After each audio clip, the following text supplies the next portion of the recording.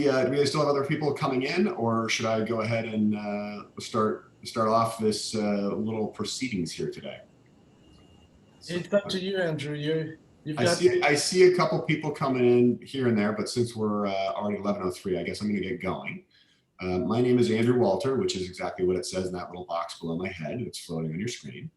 And I'm going to serve as the moderator for today, which means that we don't have to just listen to Peter drone on endlessly. We actually get to have a little back and forth dialogue and discussion. We're also going to be joined by Patrick Lee, who is the lead investor on the WeFunder campaign. Have a little chance to hear from him. And the rules for the session are, please keep your microphones on mute. If you have questions, I have my chat window wide open, and I will happily take private messages of questions that I can weave into the conversation as we go along. Also, depending on the level of questions that people drop to me, I'll try and tie things up a little bit early so that we can make sure that we have everything turn over the audience and let everybody else have a chance to ask whatever they want to ask. So with that, I'm going to just introduce myself, who I am, why I'm sitting here having this conversation with you guys, and then we'll get some other folks introduced. I am someone who has known Peter for, I think, probably 15 plus years now. I was introduced to him by Jim Zukin, founder of Houlihan Lokey Howard and Zukin Investment Bank, where I spent first 13, 14 years of my career. I'm an investment banker by trade, solely focused on the entertainment industry. And I left investment banking in 2015 to go join MGM Studios, where I ran the corporate development group, built that, and then left that 2 years ago to start my own company. I'm a professional investor at this point. I've got a portfolio of 9 companies. I serve on the boards of some of those, and they're a mixture of things that relate to my media past and other things that I found interesting in software and in cannabis investing as well. And Immortal is something that I have been excited about and paying attention to with Peter as he's been on his journey towards today. And I'm proud to say that I'm not only an advisory board member that gets to be helpful to Peter in any way I can be, which apparently includes asking him questions in front of you guys, but also to be somebody who has invested in the company. And as I said on my public comment on the WeFunder page, I've done that because I think Peter is going to be a great steward of my capital, and he's going to use it to build an exciting business with a valuable library of great IP. And I'm excited to be here today. So with that little bit on who I am, I'm going to give a quick intro to Patrick. Andrew, the bit of your bio you didn't talk about, and that's you were the managing director for the Evolution Media Fund, which is considered the gold standard in Hollywood. I don't think there's a deal in Hollywood that does not go by Evolution Media Fund. Am I right or am I right? That is correct, and all of that's true. So I've got a little domain familiarity with what's going on here. Good point. Thank you. Appreciate you not making me say that by putting it in the chat and that was just kind call of myself out. A huge oversight. That was a bit of gross self promotion actually, because I peg you as that guy, and you are. Well, here's that guy just sitting in his house in a hoodie for the last 9 months, not going anywhere.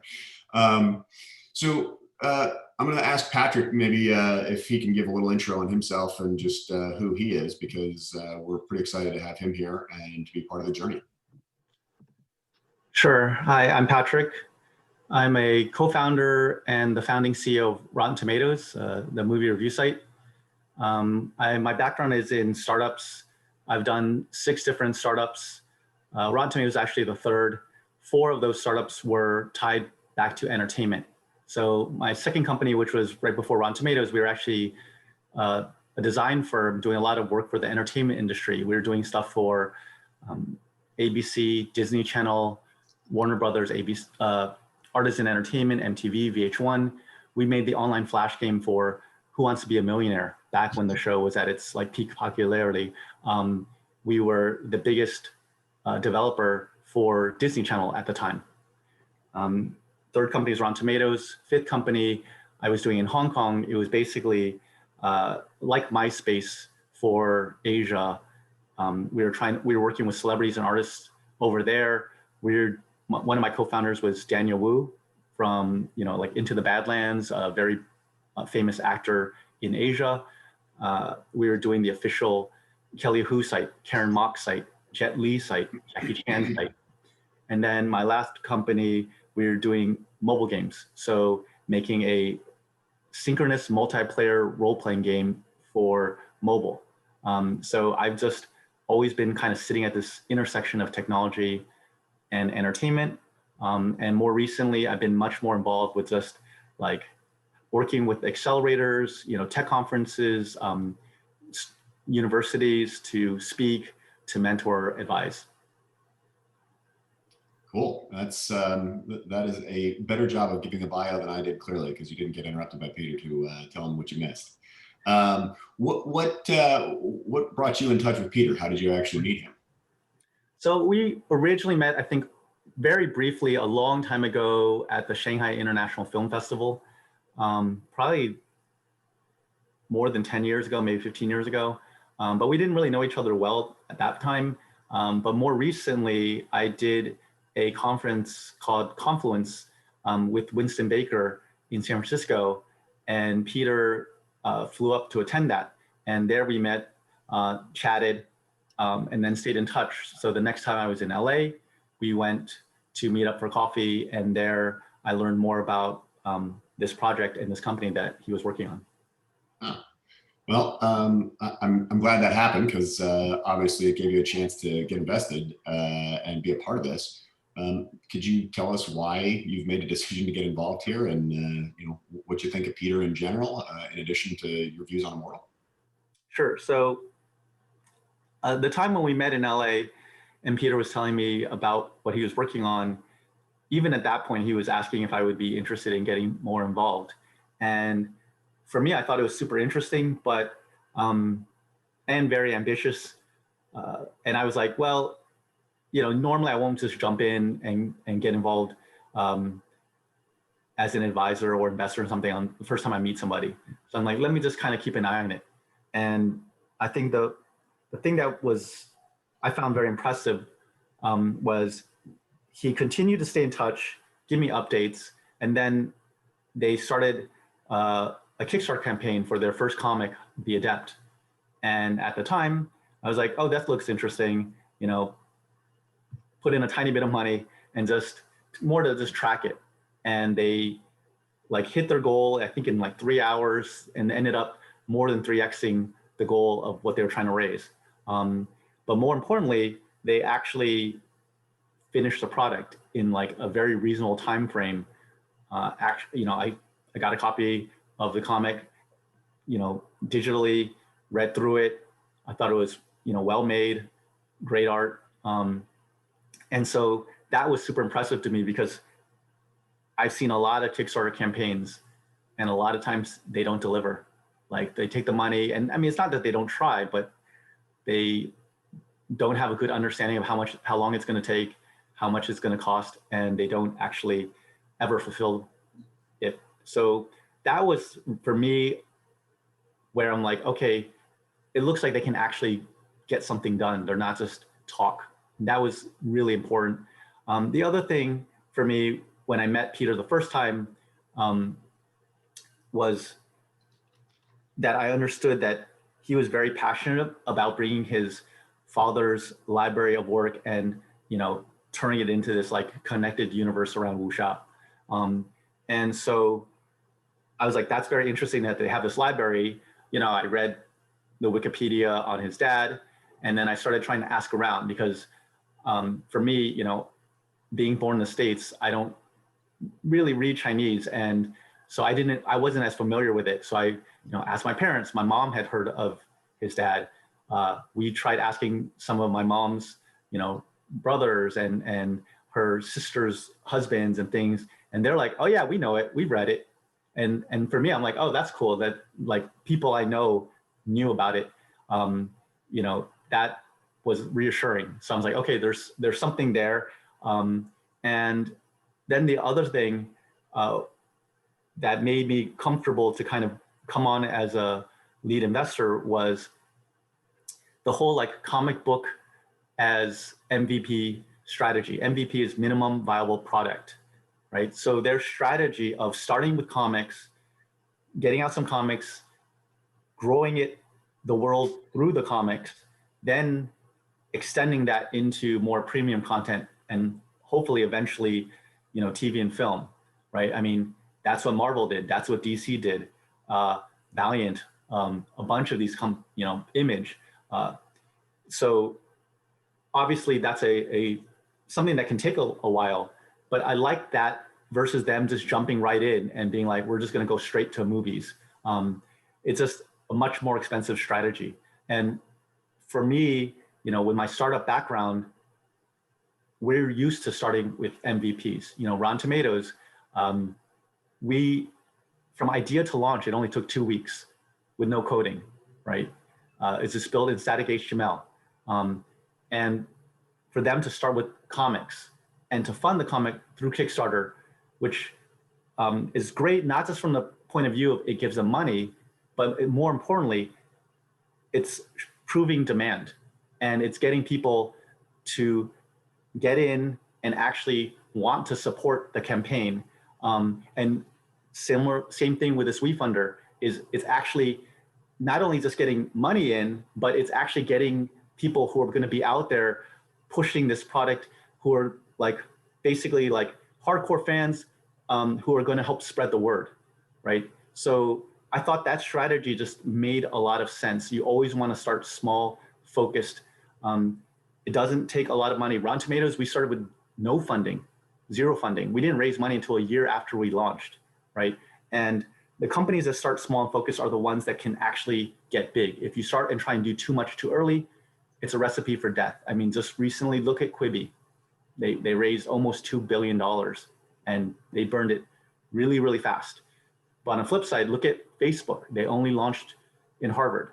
Amazon only launched with books. Google only launched search, right, in the beginning. The good ones start focused. And that was really the number one thing at the end where I felt comfortable. Because if Peter was trying to do too much too early, I would have been like, no, looks too dangerous. So those are the three main reasons that I became interested in being involved. Yeah, those all resonate with me.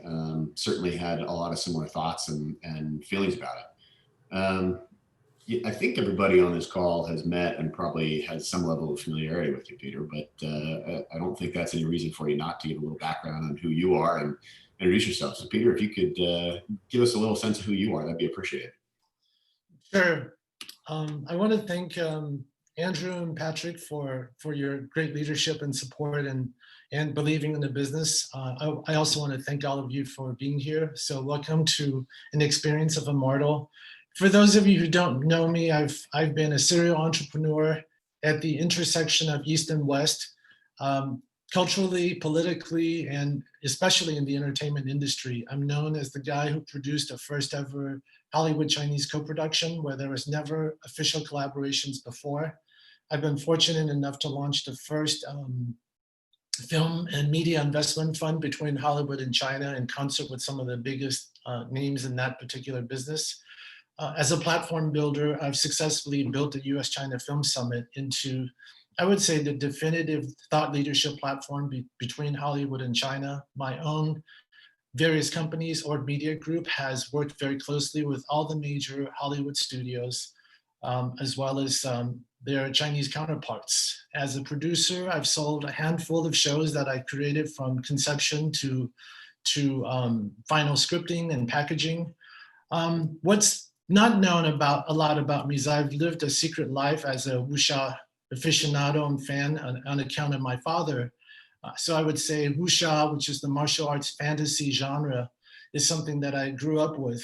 In a business family or a political family, you talked about business and politics at the dinner table. Our dinner table conversations are about heroes and these classical Chinese ideas from what is the Tao, what is Neigong, what is palm reading. So all of those various things was really part of a very classical Chinese understanding and this love of heroism. And I really saw from my father that stories can really make a big difference in people's lives. So those are just some of the influences. I think another relevant thing that I haven't talked about a lot is that I've actually had the chance to work very closely with the leaders of the Shaolin Temple over a 3 to 5 year period. So this is the the founding place of Chinese Kung Fu. So I had a chance to get inside the system, to see the founding ideas of what created this worldwide phenomenon called Kung Fu and Wuxia. So I really have a lot of passion, a lot of understanding. I wouldn't say a complete understanding, but I have a lot to say. So those were some of the influences that caused me to want to do this and create Immortal Studios. Given all my background, I see Immortal as a culmination of a lifetime of questions and inquiry and growth. I also wanted to talk that 25 years ago, I actually started living the life. I don't talk about this, but I became a meditator. I became a practitioner of these ancient systems. I've had a chance to study with masters in mysterious mountaintops. So in a way, I've embodied the ideals of what it means to be a hero in my life. And this is something I'm really passionate about. And I'm just so overjoyed to have an amazing team at Immortal, to be joined with my father's library, to do this thing that really feels not just as a great business, but as something that could be a blessing to the world and all of the people we can touch. So we really believe in this idea that we want to awaken the hero in everybody through the stories that we want to tell. And I think that's a very true desire. Thank you. That's it's great to hear the heartfelt, personal story about you and how that connects with this, because I think that's really meaningful. And it certainly is true in my life that when you find something that you really love and enjoy doing, that's the thing that you're most successful at because you have a passion for it. So I'm happy to hear that. Yeah. That said, we are talking about a company here. Yes. So I think you need to give us an elevator pitch. I think you got to give us the quick, here's what it is. This is why we should all be investors in Immortal. Go for it. So we're building the marvel for the martial arts fantasy space, which is one of the biggest genres in the world that doesn't have a global home. And we intend to fill that place with one of the best martial arts fantasy libraries there is in the world, modernized and elevated for today's audiences with comic books as a cost-effective and viral engine to create this universe in a very sensible, risk-managed way, and eventually scaling it to every medium. We see there is an opportunity to be one of the leaders of the global entertainment industry by taking this strategy and leaning into something that there is a huge fan base for in No Leader. That was good. I like that one. It's the best version that I think I've heard yet, really? for what it's worth. Constantly toying, tinkering. You've talked about the personal connection for you, and we've all kind of seen the tagline on the WeFunder and the website and understanding things. Can you expand a little bit on the mission and your vision and where you really feel Immortal, the core set of values and what matters most to the company and to you? Well, let's go into awakening the hero in everybody. I mean, we all know, I don't need to really lean into this moment too much. We know what's just around the corner. We know what's happening globally. This is a very, very confusing time right now. And we as a content company, a storytelling company, a company with an ethos, we believe that there is an opportunity to tell stories in a way that is engaging for the person watching it. And really, we think a lot about how do we tell stories in a way that's going to be a net plus for someone watching on the other end of it. It doesn't matter who you are, what it is. And I think there's always a better version of yourself that you want to be. And if you live that, and if you became that, the world would be so much better. And so that is the end product. We're building everything around. So, and the fact that we could do it in a very well-established genre that was intended for this purpose. So I think there's a lot of nihilism today in entertainment and content. You actually watch this stuff and you feel bad, or you start to question yourself, or you doubt yourself. It's really, I think movies, and there's a lot of storytelling that's about the deconstruction of people, but there's no one doing the positive construction of positivity and empowering archetypes. And this is where wuxia comes in.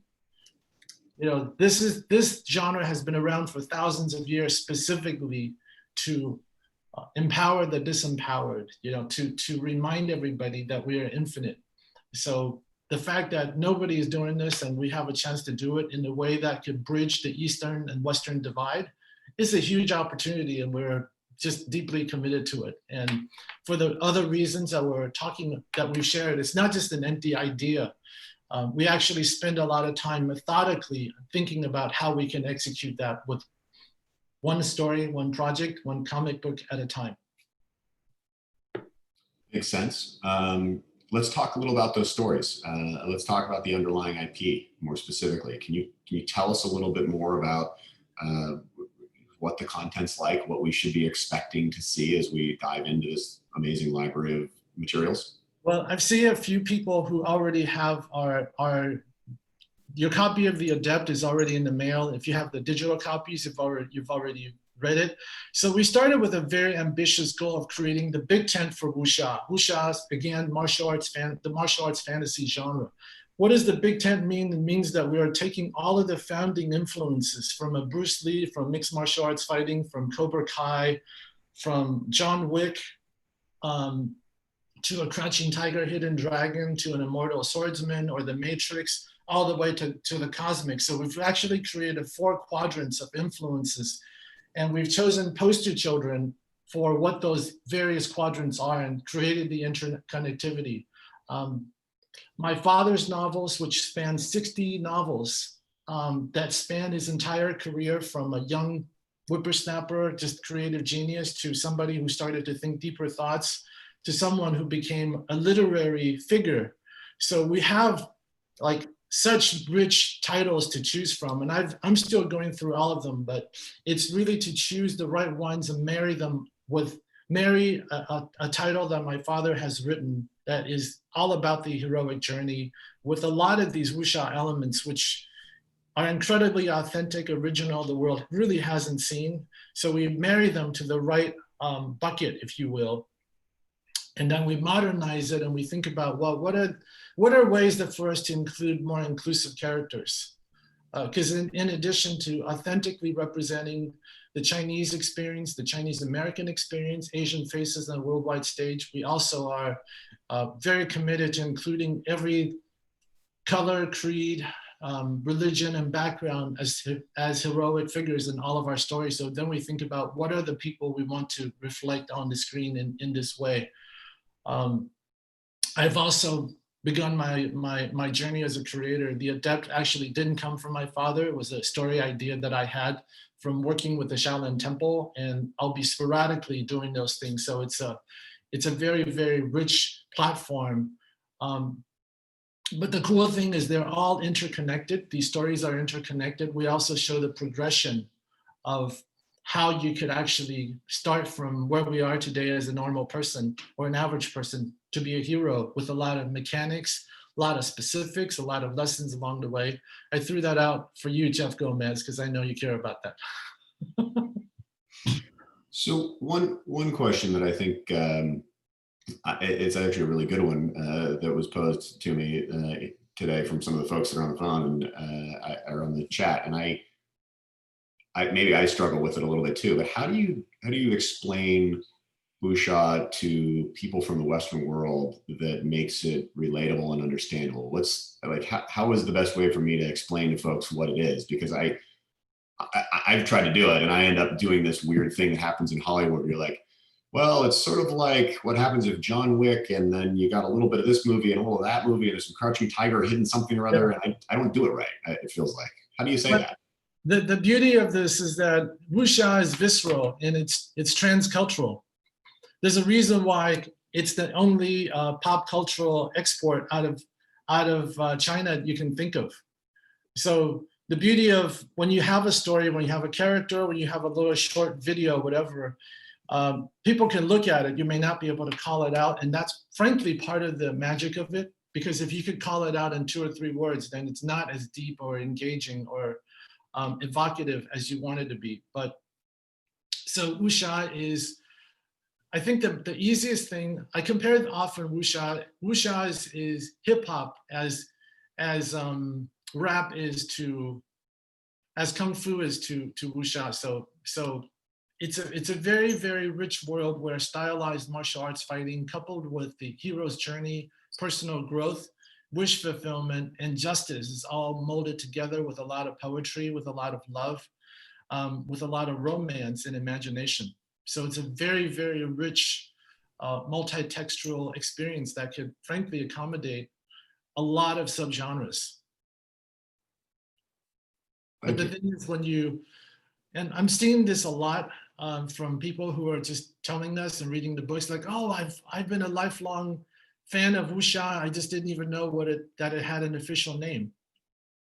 And we chose also not to dumb it down. There was a chance, well, we could just say, these are kung fu movies, or these are martial arts. You know, we really wanted to go to challenge our audience a little bit, to think deeper thoughts, and not to really to walk into a multi-dimensional world and also get to know something from its roots. Because when you look at martial arts or wuxia in the West, it is today, it's a copy of a copy of a copy of a copy. Whereas the way that we're doing it, going to the founding ideas and ideals of it, I think it's going to be really refreshing. So we want to stick to wuxia, and we love that discovery process, and we want it to be a little bit challenging. Yeah, well, personally, I would say that really getting into the Adept and being able to do that helped me understand it, gave me a good sense of what it meant, and I was able to personalize it a little bit better as I connected with the characters. So that's helped me. And you talk a little bit about. Wait till you get to Chronicles of the Immortal Swordsman. Let me tell you, the next couple of projects that we have upcoming, whatever ideas you have that people have about the Adept, and I'm glad they're liking it, just keep in mind that's in the first quadrant. We could stay there for 100 years, but the other places that's going to happen creatively and concurrently is incredible. So all I can say is that, you know, I don't know that the first quadrant really means much to folks. I think you got to explain on that one. Well, the first quadrant is where Cobra Kai is martial arts. You can actually look, touch, and feel. It's in a local dojo. There's katas. You know, there's people with shaved heads. They're doing things that you could reasonably still see people doing. But keep in mind, there's the fantastical styles of Crouching Tiger, Hidden Dragon, and the kind of underlying realities. Imagine that kind of world being played out in an American city. That kind of stylized world, but still in a philosophical, metaphysical reality where it's accessible and believable, and then even, you know, more profound than that. And there's a big place where we're leaning into, which is quantum mechanics, which is about science and metaphysics really meeting, which is really at the heart of what a lot of the realities of wuxia points to that. So we are also leaning into that quite a bit. So very, very thoughtful and intelligent as well. What are the other quadrants? Give us the progression so we can understand it. We have the first quadrant, which is where it's modern reality, it's mixed martial arts fighting. The next one is more stylized and fantastical. This is where the Crouching Tiger, Hidden Dragon style universe would sit. And this is where Assassin G, the original Chinese term 干十九妹, which my father wrote, and this was one of his most popular books. It's a female heroine. So as you can tell by the Adept, inclusion and balance between the genders and sexes is very important for us. So this is another martial heroine series. So Assassin G is going to be that world. It's more stylized. People are starting to take levity. This is kind of the inner school. So Qigong and energy work is going to be more profound, and use of weapons. Beyond that, it's going to be the world of the immortal swordsman. So these are supernatural abilities. So I often think of Neo, and you know the powers he was able to access by the end of that journey is to be closer to this. So these are the worlds of flying swordsmen, fireballs, energy work, even past lives are all part of this world. And then beyond it, the fourth world is more cosmic. So this is where the journey to the West, this is where intergalactic issues, these are constellational, cosmological issues that you can read from the Hindu or the Buddhist or the Taoist texts. So believe it or not, these four things have actually always been part of this loose genre called wuxia, but nobody has drawn the through line between them with characters and the believability and the ideas and authenticity behind all of them. So we are actually going there and creating this full-fledged universe that speaks to, I think, the belief systems of at least 60% of the world that's never been reflected in this way.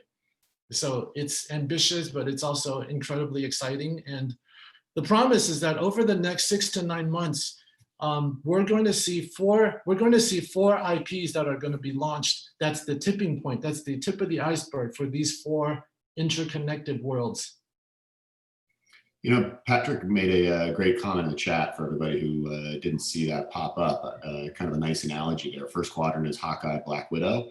Second quadrant being Spider-Man. Third quadrant getting out to Thor. And the fourth quadrant being Doctor Strange, which... I love it. Yeah, it works for me, man. Good one. I'd say the fourth one, yeah, there's Doctor Strange. There's also The Watcher. There's the difference, I would say, I would push back on the Marvel analogy. First, I think wuxia it predates Marvel, so I don't take the idea that we're borrowing from Marvel. I would actually say they borrowed from wuxia.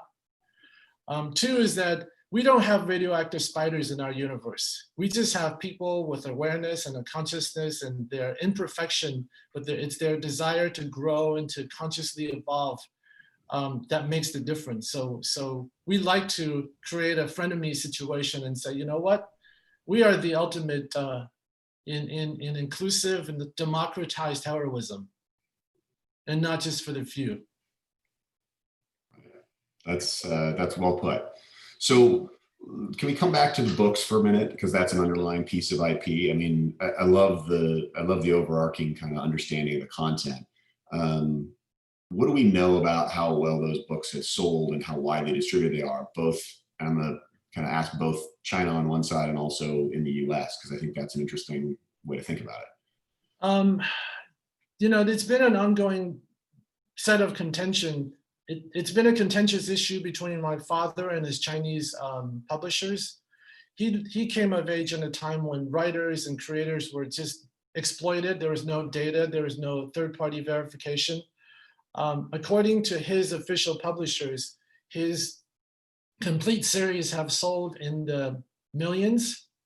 This is under one publishing title, so millions of sets of 60 novels. But we've also identified at least 15 other regional publishers that have been selling these books like hotcakes in their jurisdiction for the past 30, 40 years. They're not under license. They were not authorized to do this. So it's very, very hard to calculate. So conservatively, we've kind of done the work. We'd say that they've sold conservatively in the tens of millions of volumes. This predates internet reading sites and what have you. So my father's entire collection can be found in a lot of download sites. We've chosen not to police it because I wanted just to keep his legacy alive. On top of the publishing side, he wrote these daily columns, and I talked about it the other day, that he wrote these daily, these books were initially covered as dailies. So he would write on these thick pieces of paper with carbon in between. I remember when he would work every day, he had to write really, really hard because he had to cover like 11 sheets. And then my mom would stuff them into envelopes and they get distributed to Chinese papers throughout the world. So it's kind of hard to calculate how many people read them because it's like it's the newspaper readership. But on the adaptation side, you know, he's authored 30 produced films and television shows. Many of them adapted from his work. So in a way, my dad became synonymous with the genre. And so he really transcended his own work and became an advocate for this for this wuxia. And he was rewarded with the ultimate honor, I believe. One is, there's a saying in China, which we didn't invent, Nanjing Beixiao, is that the most well-known author of this genre is a guy named Louis Cha. he's Jin Yong. So Jin Yong of the South and Xiao Yi of the North.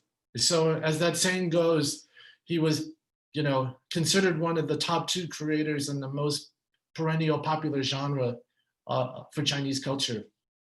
And that was certainly verified by his inclusion in the Chinese writers of contemporary, he was given his own research room in the Chinese Writers Museum alongside, literary figures, the most prominent literary figures ever in China. So,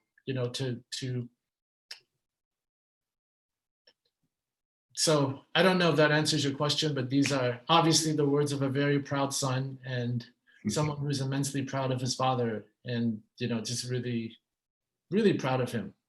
It does answer my question. It doesn't answer it as nicely as I think the investor side. We would like to have a cute little bow with a perfect number that I can hang my hat on, but I get it. Yeah. Let's talk a little bit about the business side of stuff. Sure. Move a little bit into the revenue model. Curious, A, what's the revenue situation right now? B, what's the revenue model today? And what's the revenue model going to be in the future? How are you planning on doing that? Sure. The current revenue model is really around direct commerce from our fans who want to get involved early in pre-buying the content which we're generating through comics. We've successfully raised now close to $40,000 between initial comic sales and initial merchandising. Keep in mind, this is before the comic shipped.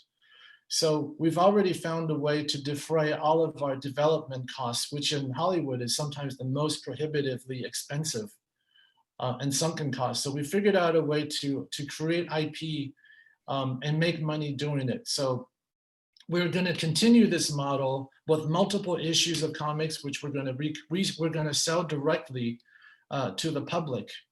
And as these books come together, there's a second bite of the apple where we're going to derive money from licensing these content to various platforms that will pay us a revenue share on a variety of digital platforms while we're going to be selling our books directly to the book market.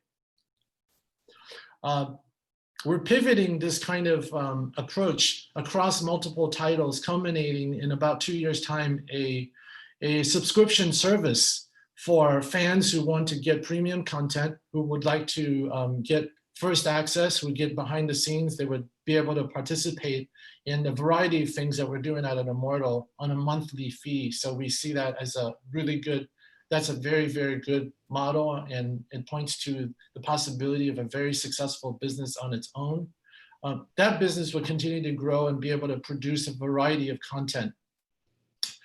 Year 3 is we're going to launch the premium studio, where the movies, the television shows, the games, the immersive, and the world building digital platforms would live. So we have a chance to take the IP that has been tested and works, and then be able to scale them into a variety of projects. And this is where I think the Marvel Cinematic Universe is at today. So, but we would run those 2 businesses in tandem as brothers and sisters. Interesting. And when you're looking and thinking about the goal, is the goal to have that really big budget entertainment that's really widely distributed? Is that sort of the end state that you're thinking about? Widely distributed, yes, not big budget. I think that the cost overruns in Hollywood is ridiculous. And I think there's a lot of things that's broken in Hollywood. I don't see the personal need to put $150 million of capital risk to do one movie, to do it right. So where our films and TV shows, I think it's really about smart budgets. I think smart budgets for us would be probably between $30 and $50 million for a feature film, and reasonable budgets for television, but we see ourselves as owners of the content versus a producer for hire where you're just trying to make a fee. So it's none of that. And of course, it's also linking through our direct audience approach. We think we could substantially lower the marketing cost and customer capturing cost. You've been inside a studio. I've always thought that the lunacy of how Hollywood works is that you would spend so much money bringing a customer in the door, you would get them in the door, and you'd lose them the moment they buy a ticket and never hear from you again. So in this kind of model, we're not going to have that kind of attrition. that hopefully customers will be customers for life. So theoretically, our marketing costs will be far lower than other folks who are doing it this kind of singles and doubles way. Yeah, as Patrick commented at the beginning, this is one of the central things that I agree with you on and drives the investment thesis for me. I mean, it is very different to start with a small bet and to grow that into something that can really, be perceived as successful before you try and go out and make the money. So as somebody who has lived deeply in that world, I agree with your statements around the amount of waste. But for me, it's the riskiness of that is very difficult to watch happen. To sit in the room and see people say, okay, well, let's make this movie, and that's a $50-something million commitment plus $50 million of marketing, and then you don't know what's going to happen.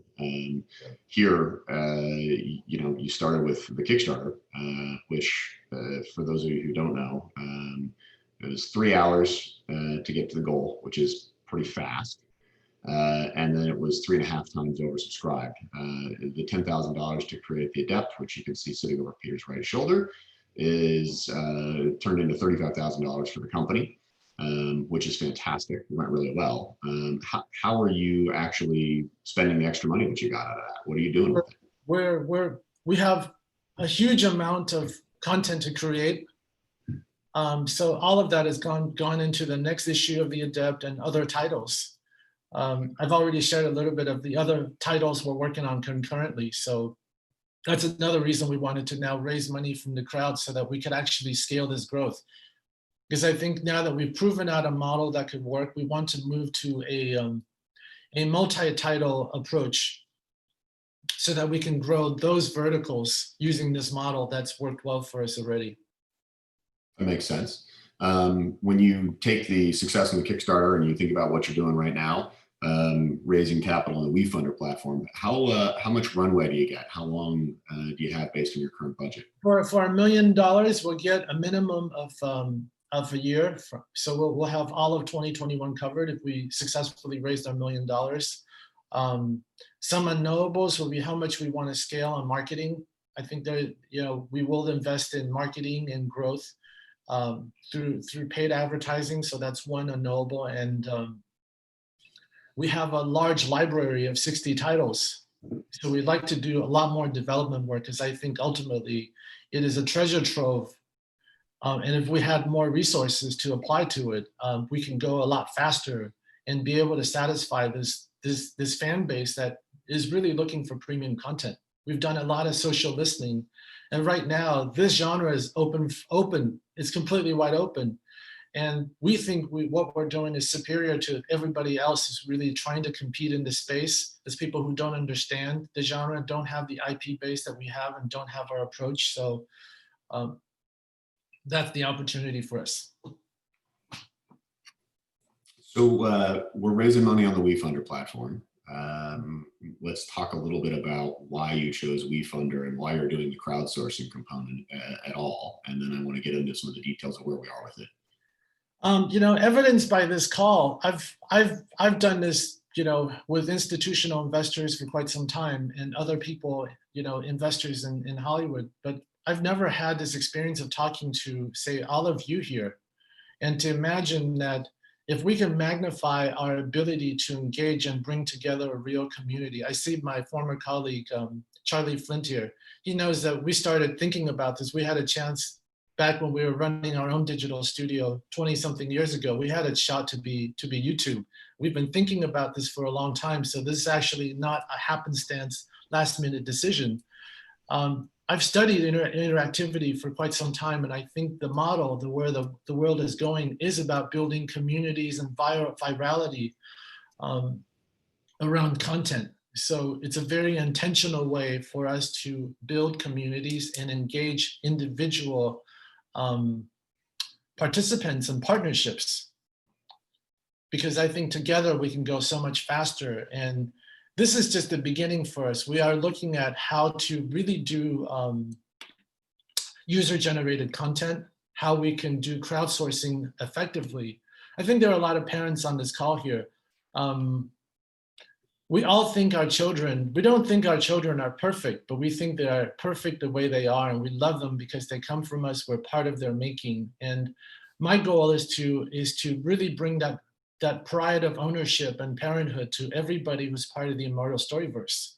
I want to give them the chance to co-create with us. I want to give them, you know, the pride of ownership. I want them to really tag on to a character that they're really excited about or a storyline. And I want to incentivize them and empower them to be our ambassadors and our partners. So, and I think it's going to be one of the things that we're really going to lean forward into. And the WeFunder, again, is just another embodiment of that overall perspective. It does fit the cultural zeitgeist and the strategy quite a bit. In the WeFunder page, we've got a valuation cap of $18 million. I do want to ask how you came up with that, because that's a number that is a big one that hangs out there for folks when they're thinking about investment. Well, you know, this question, I think about the story. I think the story was that, you know, this person had this watch his grandfather gave him, and he went to a pawn shop, and the pawn shop person says, "I'll give you $5 for it." He goes, "Okay," because this, you know, this is an old watch and blah, blah, blah. And then he ran into another collector, and this collector said, "Well, I'll give you $10,000 for it because this is an old collectible. There's a few people out there looking for it." And then he found a museum curator who offered him $1 million because it was a one-of-a-kind thing. So I think because we're dealing with stories that has that kind of subjective nature, and on this, because I'm my father's son, I consider his literary accomplishments and his positioning in the market to be priceless, but having to put a price on it. So I looked at a few comps. One was a deal we were prepared to make with a Hollywood studio that valued the company in the 8 digits, substantially more than what we're sharing right now. And that deal has gone away because of the COVID situation. It may come back, but it's a signpost of where established folks are looking at established catalogs of content. And 2 years ago, I had a similar conversation with a very prominent Chinese entertainment company that was interested in taking all rights for half of the library for a number that wasn't, you know, it's a little bit lower than the Hollywood studio number. So we didn't want to do that deal because it would sever the library and we would have nothing to do with it. And one of my commitments was to really showcase the real authenticity of the genre and the power of it, rather than doing a bit of commerce. So those two things kind of gave me an approximation of the valuation. I was prepared to go with a 30 million cap as an amalgamated perspective. And I know that the business model we're putting on, my own creations, our team, a phenomenal team, and our business model are all additive. So I was prepared to go with a 30 million cap, and then I sat down with my CFO and I sat down with WeFunder. They said, "Well, they don't know this. This is an older library, blah, blah, blah." I ultimately brought it down to 18 because 8 is a very auspicious number in Chinese culture. I wanted to share a bit of prosperity with everybody. So, and then we further discounted it further, another 20% for the first people coming on. I just really think of it as, that was kind of my internal equation. You know, literally that valuation was changed the day before we went live on the WeFunder. We were prepared to go with a 30, and then I just said, you know what? I wanted to share this opportunity with everybody who really wanted to be the Immortal family, and that felt good to me. Ultimately, we're talking about a safe that will still have to be validated by the next round. So we're just kind of limiting a cap. But I wanted to let everybody know that I totally believe in this company, in as much as we're taking a small bit by bit approach, which is the foundation of why this business is going to work. I personally see us having the potential to really go all the way. And I would say this: if you like this space and you buy that there is a need for a martial arts brand in the world, and that's missing. And if you accept that Immortal Studios or my father's library as one of the top creators in the genre gives us the instant credibility to do it. And if you buy that we're a team that is well greased to do this with a business model that's already proving ourselves out, I put those three things together, I would say it's a pretty good deal. It's a pretty good deal. So I know that you've given the added bonus for the first $100,000 that comes in as part of this raise to be raised at a $15 million cap.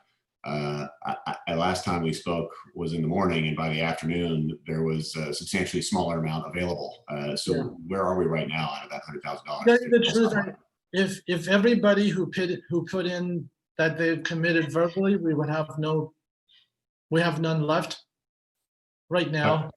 But I'm seeing that there's usually a lag of when people want to part with their money. So I would say right now there are unrealized. So I would roughly say there's probably, I don't know how to answer that because I may anger my friends who would blame me in the deal not being available. I would just say that it's still available now. I'll be a little clearer. There's less than half of the amount of it at that discount, substantially less. And I know I've already invested, so I'm comfortable with that. Yeah. I'm going to put a link in the chat now to the WeFunder so everybody has it. I think that's probably a good thing for them just to know that they can jump out to. I want to clarify just before I kind of wrap up formally here, and then I'll turn it over to Peter to just kind of have a little bit more time to chat with everyone. On the WeFunder campaign, $1 million raise, terms have been established, negotiated, there's diligence that's been done. You can piggyback off of and look at all that stuff on the WeFunder. The conversation on the cap, the way that works is that when future rounds are raised, the cap will be the price at which the shares from the safe convert into future equity when that comes in. So the idea of having 15 versus 18 is that you get more shares when the conversion happens. If there is success over the course of the next year and things that are going on and the valuation gets raised, you'll convert in at the number of shares based on the valuation of the cap, which can be a potentially great deal. If somebody goes out and decides this company is worth 30 or 40 or more at a later date, you're getting a heck of a discount when the cap clicks in. So that's how that feature works as an investor. And I encourage everyone to get on the page and spend a little time looking at things and doing that. And with that, I'm actually going to have to say thank you and depart because I have something very similar to this that just got dropped in my calendar for noon. So I have this crazy back-to-back day of doing multi-person Zooms like this. But I thank you all for being here. I will leave the meeting, but again, Peter's planning to stay on. I'll turn it over to him. I hope everyone can join me on the journey and be a part of this because I'm certainly very proud to be an investor in this company. Thank you. Thank you, Andrew. Thank you, Patrick. So I'm just going to stick around. If you have any additional questions or thoughts, complaints, I'm happy to hear those as well.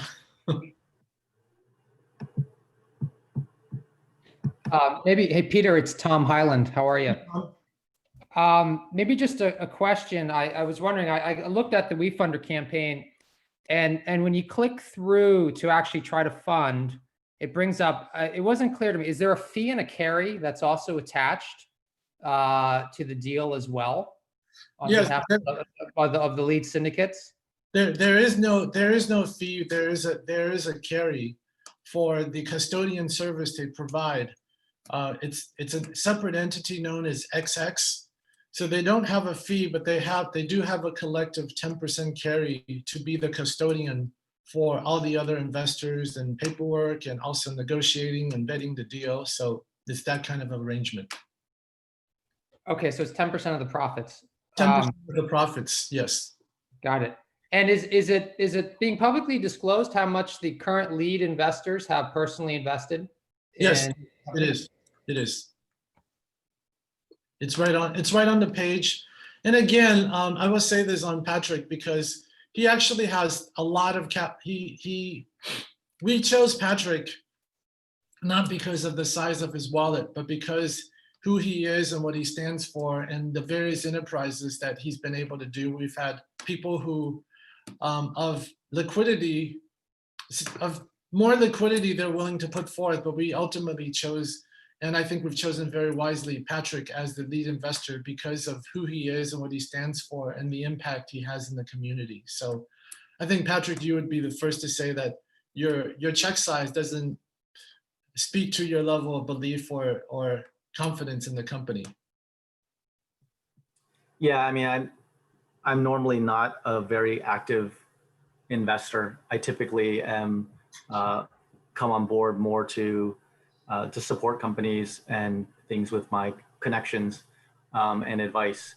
So this is one of the rare cases where I actually put in some money.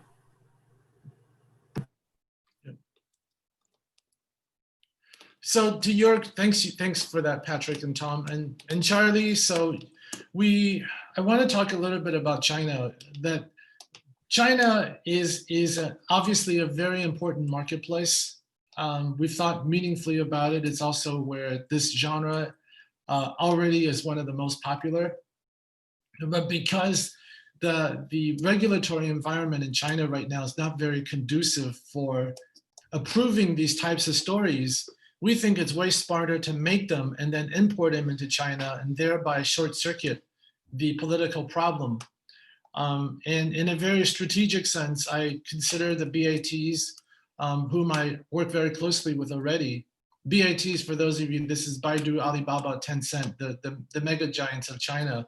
I see a world in the future where we would collaborate very closely with them, but how we get the most leverage is building a global English language fan base and then giving them the chance to partner with us is way smarter than going in there right now. So I would think this is actually the smartest strategy for China as well. I just don't want to talk about it that much and just do it. So I think we have a very vibrant, successful business globally outside of China already. But when you take China into consideration, then we're talking about a chance to really hit the stars. And, you know, being that this is a huge part of my background, and I still maintain very positive dialogues with both the businesses and the government leaders in China. And I think a lot of them are also monitoring carefully with some measure of curiosity to see how wuxia can take root outside its shores.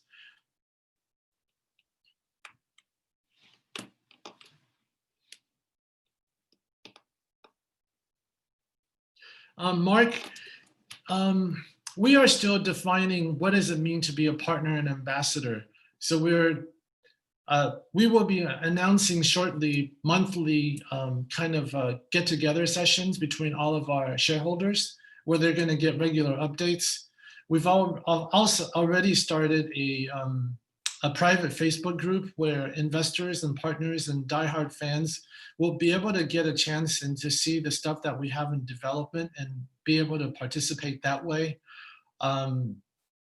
There's a variety of challenges and opportunities that will be unveiled over the next year. So, but I would also say if you have ideas about how we could do it, we'd love to hear from you on how to engage you better and how to take advantage of people who really care, such as yourself. I know, because I know you've bought multiple books already. You've been, you've had multiple bites of the apple already, and we certainly want to take your enthusiasm and run with it.